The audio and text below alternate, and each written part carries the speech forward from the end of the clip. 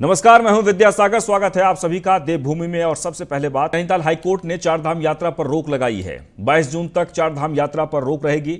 21 जून से पहले सरकार को फैसला लेने के लिए कहा गया है। 23 को शपथ पत्र दाखिल करने का आदेश दिया गया है। हाईकोर्ट ने नई नियमावली पेश करने के लिए आदेश दिए हैं। तो एक बार आपको फिर से बता दें कि 21 जून से पहले सरकार को फैसला लेने के लिए कहा गया है। नैनीताल हाईकोर्ट ने चारधाम यात्रा पर रोक लगा दी है, यानी 22 जून तक चारधाम यात्रा पर रोक रहेगी।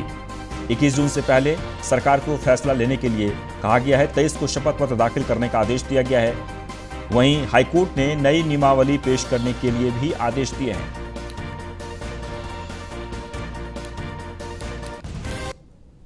कोर्ट ने यह बताया, London secretary tourism Dilip Jawalkar ji को बोला कि एक डिटेल्ड एफिडेविट फाइल करें विद एविडेंसेस एंड प्रूफ्स कि आप लोगों ने क्या क्या किया है और जो आपने इंस्पेक्शन किया था उसमें जो भी खमियां पाई गई थी वो खमियां दूर हुई नहीं हुई, कितने आप पुलिस वाले डिप्लॉय कर रहे हैं चार धामों में, कितने रास्ते में कितने होंगे, रास्तों को आप सैनिटाइज करेंगे नहीं करेंगे, ये सारी चीज़ें आप पूरे नेक्स्ट एफिडेविट में फाइल करेंगे। और इसके बाद हमने कोर्ट को यह भी बताया कि 1 लाख कोविड रिपोर्ट्स जो नकली आई थी कुंभ में, उसमें 11 प्राइवेट लैब्स इन्वॉल्व थी। कोर्ट ने यह बताया।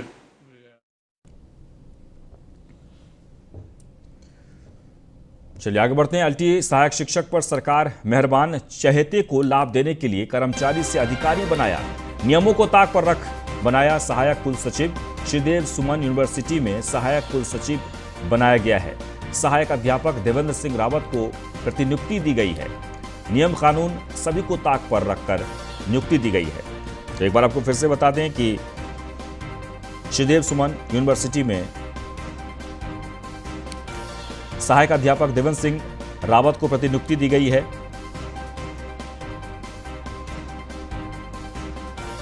तो एलटी सहायक शिक्षक पर सरकार मेहरबान है, चहेते को लाभ देने के लिए कर्मचारी से अधिकारी बना दिया गया है। नियमों को ताक पर रख सहायक कुल सचिव बनाया गया। श्रीदेव सुमन यूनिवर्सिटी में सहायक कुल सचिव बनाया गया है। हमने जब तक नई नियुक्तियां नहीं होती तब तक असिस्टेंट रजिस्ट्रार हो गया, उनको प्रतिनियुक्ति पे लगाने का निर्णय किया है। अच्छा। और हमारे यहाँ जो असिस्टेंट रजिस्ट्रार का पद है उसका 4200 वेतनमान है और कोई भी उसमें जो है अप्लाई कर सकता है उसकी शैक्षिक योग्यता के अनुसार।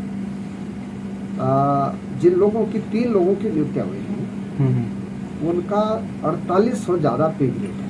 अच्छा। उनको 10 साल का एक्सपीरियंस भी है शिक्षा का। तो हमने जो है उनको 1 साल के लिए प्रतिनियुक्ति पर रखा है। चलिए आगे बढ़ते हैं। देहरादून से खबर है, जहां पर विधान भवन में शोक सभा आयोजित कर दिवंगत कांग्रेस नेत्री और नेता प्रतिपक्ष इंदिरा हृदयेश और गंगोत्री विधायक गोपाल सिंह रावत को श्रद्धांजलि दी गई है। इस दौरान उत्तराखंड विधानसभा अध्यक्ष प्रेमचंद अग्रवाल सहित विधानसभा कर्मचारियों ने इंदिरा हृदयेश, गोपाल सिंह रावत और पिछले दिनों हुए विधानसभा के 4 कर्मचारियों के निधन पर भी शोक व्यक्त किया।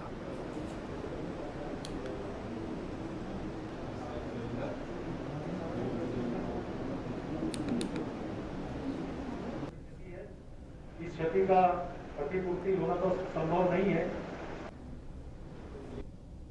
गंगोत्री के माननीय विधायक गोपाल सिंह रावत जी जो हमारे बीच में नहीं है, और इसके साथ साथ हमारे विधानसभा की इस दौरान जो बड़ी क्षति हुई कि जब 4 कार्मिक कोरोना से संक्रमित होकर अपनी जान हार गए, इन सबको श्रद्धांजलि देने के लिए आज हम सब यहाँ इकट्ठा हैं।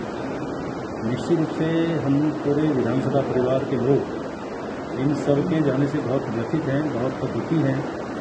और जिस प्रकार से हमारे 4 कार्मिक इस कोरोना से अपने जीवन की जंग हारे और अपने बीच के बहुत ज़्यादा। आगे बढ़ते हैं। उत्तराखंड के 2 प्रमुख राष्ट्रीय उद्यान कार्बेट और राजा जी के नजदीक के गांवों में समग्र विकास के लिए मंत्री सतपाल महाराज ने जलागम प्रबंधन निदेशालय के 40 करोड़ की जैव-6 परियोजना का शुभारंभ किया है। प्रदेश के जलागम प्रबंधन और सिंचाई मंत्री सतपाल महाराज ने जलागम प्रबंधन निदेशालय के सभागार में GEF पोषित ग्रीन एग्रीकल्चर परियोजना की इंसेप्शन कार्यशाला का शुभारंभ किया। जलागम विभाग में कार्यरत महिला प्रेरक का मानदेय 2000 से बढ़ाकर 2500 कर दिया गया है। लेखा सहायक को 4000 से बढ़ाकर 4500, प्रोजेक्ट एसोसिएट 20,000 से बढ़ाकर 25,000, वहीं MSI एक्सपर्ट को मिलने वाली राशि 20,000 से बढ़ाकर 25,000 कर दी गई है।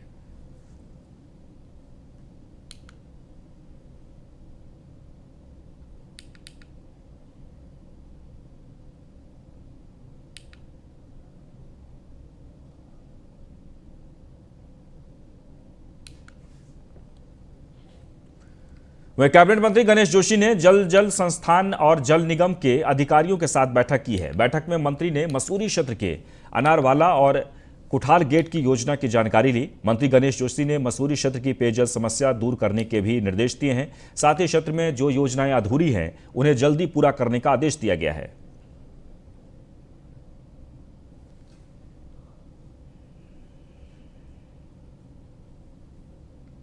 अपने क्षेत्र की पेयजल की समस्याओं को लेकर जल संस्थान व जल निगम के अधिकारियों को मैंने यहाँ पर बुलाया था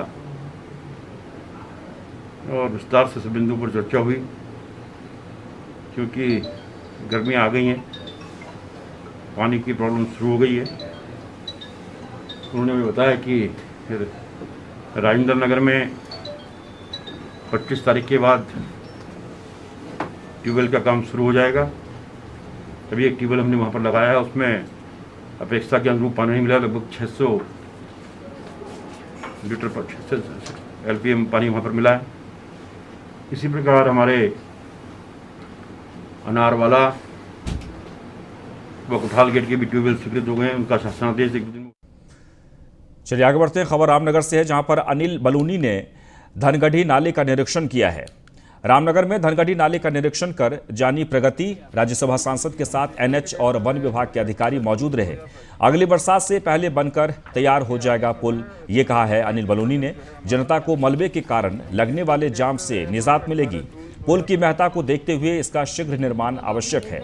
गढ़वाल और कुमाऊं को जोड़ने वाला यह महत्वपूर्ण पुल है। केंद्रीय सड़क परिवहन मंत्री नितिन गडकरी ने स्वीकृति किया था। ये पुल राज्यसभा सांसद की प्राथमिकताओं में से एक है। धनगढ़ी पुल प्रोजेक्ट धनगढ़ी और पनौद दोनों नालों के कारण हर साल होती थी कई दुर्घटनाएं। तो उत्तराखंड से राज्यसभा सांसद और भारतीय जनता पार्टी के राष्ट्रीय मीडिया प्रमुख अनिल बलूनी ने रामनगर के निकट धनगढ़ी नाले का निरीक्षण किया और प्रगति जानी है। निरीक्षण में उनके साथ राष्ट्रीय राजमार्ग और वन विभाग के अधिकारी मौजूद थे। सांसद बलूनी ने कहा कि अगली बरसात से पहले यह पुल बनकर तैयार हो जाएगा और जनता को बरसात के मलबे के कारण लगने वाले जाम से निजात मिलेगी। यह प्रोजेक्ट सांसद बलूनी की प्राथमिकताओं में से एक है। सांसद बलूनी के विशेष अनुरोध पर केंद्रीय सड़क परिवहन मंत्री नितिन गडकरी जी ने इस पुल को स्वीकृत किया था। धनगढ़ी और पनौद दोनों नालों के कारण प्रतिवर्ष अनेक दुर्घटनाएं होती थीं। अनेक वाहन और नागरिक बरसात में बह जाते थे। प्रस्तावित पुल की कुल लागत 14 करोड़ है, जिसमें कि धनगढ़ी पुल 150 मीटर लंबा होगा और इस पर 7 करोड़ 65 लाख की लागत आएगी। पनौद नाले पर बनने वाले पुल की लंबाई 90 मीटर है और यह 6 करोड़ 65 लाख की लागत से बनेगा। इस बीच कार्बेट प्रशासन ने पुल के निर्माण पर रोक लगा दी थी। हाल ही में पुल का निर्माण पुनः प्रारंभ हो गया है। सांसद बलूनी ने निरीक्षण के बाद कहा कि इस पुल की महत्ता को देखते हुए इसका शीघ्र निर्माण आवश्यक है ताकि आम जनता को सुगम यात्रा प्राप्त हो। गढ़वाल और कुमाऊं को जोड़ने वाला यह महत्वपूर्ण पुल है जो कि बरसात में अवरुद्ध होकर समस्या बना रहता था। की डेट सर है हमारी 18 जून 2022। क्योंकि जून का तो आपने डेडलाइन रखा है अपना। हाँ। तो जून के जो हमारे यहाँ तो जो डेडलाइन रखी है। तो एक बार आपको फिर से बता दें कि मामला रामनगर का है। अनिल बलूनी ने धनगढ़ी नाले का निरीक्षण किया है। रामनगर में धनगढ़ी नाले का निरीक्षण कर प्रगति जानी है। सबसे महत्वपूर्ण बरसात के मौसम में जो वहां पर दिक्कतें थी, अनिल बलूनी चाहते हैं कि ये दिक्कत जल्द से जल्द दूर हो। राज्यसभा सांसद के साथ NH और वन विभाग के अधिकारी भी मौजूद रहे। अगली बरसात से पहले ये पुल तैयार हो जाएगा, ऐसा कहा है अनिल बलूनी ने। जनता को मलबे के कारण लगने वाले जाम से हमेशा के लिए निजात मिलेगी।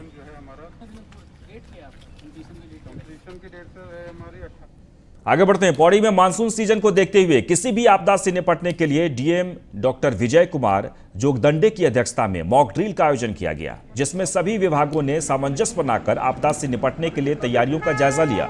3 जगहों में मॉक ड्रिल का आयोजन किया गया। एक जगह में गाड़ी गिरने, दूसरी जगह में भूस्खलन होने पर और तीसरी जगह बादल फटने पर मॉक ड्रिल किया गया। अलग अलग टीमों ने सामंजस्य बनाकर काम किया है।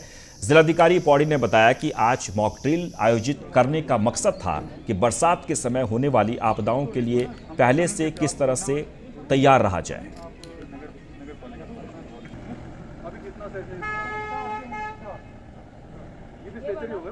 यहाँ पर लाइटिंग की क्या कितना डैमेज हुआ है उसका पूरा विवरण तैयार। हमारा पुलिस स्टेशन 13 पुलिस स्टेशन है, चौकी है, सभी उसमें हमारा मैन पावर ट्रेंड है। हमने अभी निर्देशित कर दिया था अभी जून 15 तक कितना भी इक्विपमेंट्स हैं थाने में चौकी में उसको रख रखाव को चेक किया जाए एंड सभी को एक बार ट्रेनिंग दिया जाए। सो वो सब अभी कंप्लीट हो गया है एंड हमारे SDRF का टीम्स भी हमारा जनपद में 3 जगह पर है, वो भी अपना इक्विपमेंट के साथ। जनपद पौड़ी में आज हम लोगों ने मॉक ड्रिल का आयोजन किया है। इसमें 3 टीमों का गठन किया गया है। मॉक ड्रिल में जो हिस्सा लेंगे तीनों टीमों के लिए डिफरेंट इंसिडेंट कमांडर नामित किए गए हैं। उसके टीमों के साथ साथ पुलिस विभाग का टीम, वन विभाग की टीम, स्वास्थ्य विभाग का टीम, ये सभी विभाग की टीमों को जो है अधिकारियों को कार्मिकों को उस टीम में एज अ प्रतिभागी के रूप में रखा गया है। 3 विभिन्न घटनाओं की मॉक ड्रिल की प्रैक्टिस की जा रही है आज, जिसको कि हम लोग अभ्यास के तौर पे प्रैक्टिस कर रहे हैं। पहली घटना में जो है जहाँ पे लैंडस्लाइड हुआ है उसका हमने घटनाक्रम तैयार किया है। दूसरी घटना में जहाँ पे हम लोग का एक गाड़ी गिरने की सूचना प्राप्त हुआ है उसका हम लोग अभ्यास मॉक ड्रिल में प्रैक्टिस कर रहे हैं। केदारनाथ आपदा के 8 साल पूरे हो गए हैं। 16 जून 2013 को जल प्रलय आया था। केदार घाटी में मंदाकिनी ने कहर बरपाया था। 17 जून 2013 को हर तरफ दिखा था तबाही का मंजर। जल प्रलय में 4000 से अधिक की जान चली गई थी। वर्षों बाद भी आपदा के जख्म पूरे नहीं भर पाए हैं अभी तक। तबाह हुई केदारपुरी की संवारने की कोशिशें लगातार जारी है। पीएम की दिलचस्पी के चलते पुनर्निर्माण कार्य में तेजी लाई गई है।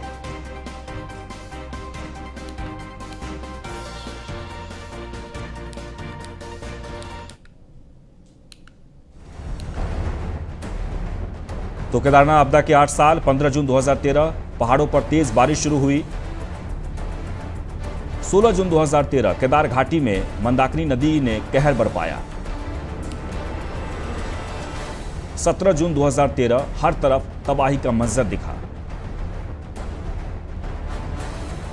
18 जून 2013 200 लोगों की मौत, हजारों लापता।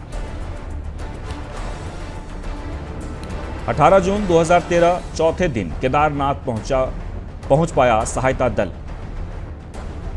19 जून 2013 62,000 यात्री अलग अलग स्थानों पर फंसे मिले। वहीं 19 जून 2013 सेना के 5500 ITBP के 600 जवान बचाव में उतरे। 19 जून 2013 केंद्र सरकार ने 1000 करोड़ की मदद का ऐलान किया। 21 जून 2013 केदारनाथ से हरिद्वार तक लाशें ही लाशें नजर आई। 25 जून 2013 मुख्यमंत्री ने 1000 लोगों के मारे जाने की पुष्टि की। 25 जून 2013 केदार घाटी में वायुसेना का हेलीकॉप्टर दुर्घटनाग्रस्त, 20 शहीद हो गए। और आपको बता दें, तीरथ सिंह रावत ने ट्वीट किया है, वर्ष 2013 में श्री केदारनाथ धाम में आई भीषण प्राकृतिक आपदा में दिवंगत सभी श्रद्धालुओं और राज्य के भाई बहनों को भावभीनी श्रद्धांजलि। राज्य सरकार पवित्र चारधाम यात्रा को सुगम, सुलभ और सुरक्षित बनाने के लिए कटिबद्ध है।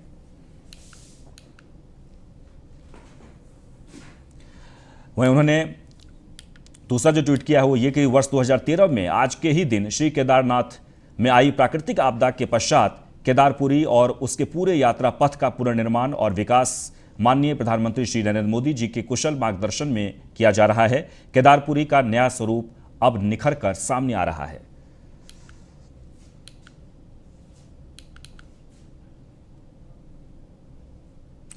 और इसके साथ ही देवभूमि में बस इतना ही, लेकिन आप बने रहें न्यूज़ 1 इंडिया के साथ।